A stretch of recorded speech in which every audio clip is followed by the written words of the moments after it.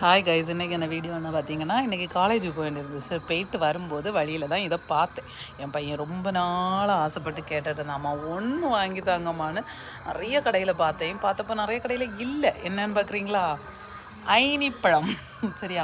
அப்படின்னா நிறைய கடைகளில் பார்த்தோம், இல்லை. 1-2 கடையில் இருந்துச்சு. பட் அது நாங்கள் பார்த்தாலே தெரியும் அது நல்லா இல்லை. ஏன்னா நாங்கள் சின்ன வயசில் நிறைய சாப்பிட்ருக்கோம். எங்கள் வீட்டு பக்கத்துல எல்லாம் நிறைய நிற்கும். நானும் நிறைய சாப்பிட்ருக்கேன், என் ஹஸ்பண்டும் நிறைய சாப்பிட்ருக்காங்க. சும்மாயே எங்களுக்கு கிடைக்கும், பக்கத்தில் விலையெல்லாம் இருக்குமோ, அதுலேருந்து நாங்கள் பறிச்சு எல்லாம் சாப்பிட்டுட்டு உண்டு. ஆனால் இப்போ என் பிள்ளை கேட்கும்போது இங்கே மரத்துல எல்லாம் நிற்கிதுங்க. ஆனால் மரம் பறிக்கிறதுக்கு ஆள் இல்லாமல் அது சும்மா கீழே விழுந்து தொலைஞ்சு போகுது. 2-3 நாளாகவே கேட்டுட்ருக்கான். 1 வாரத்துக்கு மேலே ஆகுது அவன் கேட்க தொடங்கி. அம்மா ஒரு ஐனி பழம் வாங்கி தாங்கம்மா. இதுவரை என் பிள்ளை சாப்பிட்டது கிடையாது பையன்.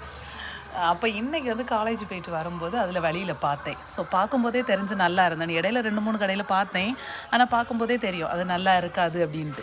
இன்றைக்கி பார்த்தப்போ நல்லா இருக்கும்னு பார்க்கும்போதே தெரிஞ்சுது. சரி, 1/2 கிலோ வாங்குவோம், கூட வாங்கி நல்லா இல்லாமல் போனால் வேஸ்ட்டாக தூரையெல்லாம் தட்டணும் அப்படின்ட்டு 1 கிலோ விலை என்னன்னு கேட்க 250 ரூபாங்க. வேஸ்ட்டாக தொலைஞ்சு போகிற பழம் 250 ரூபாயான்னு எனக்கு ஒரு நிமிஷம் ஷாக் ஆகிட்டு.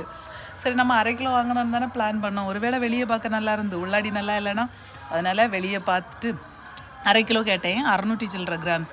2 பழம் தாங்க வாங்கினேன். 130 ரூபா வாங்கிட்டு இதுக்கு முன்னாடி ஒரு நாள் அவனுக்காக வச்சுருந்தது உள்ளே பிச்சு பார்த்தப்போ நல்லா இல்லை. இதையும் பிள்ளைக்கு ஆசை காட்டிடக்கூடாதுங்கிறதுக்காக அவன் வரதுக்கு முன்னாடியே பிச்சு டேஸ்ட்டும் பார்த்தேன். நல்லா இருக்கான்னு நல்லா இருந்தது. தேங்க்யூ.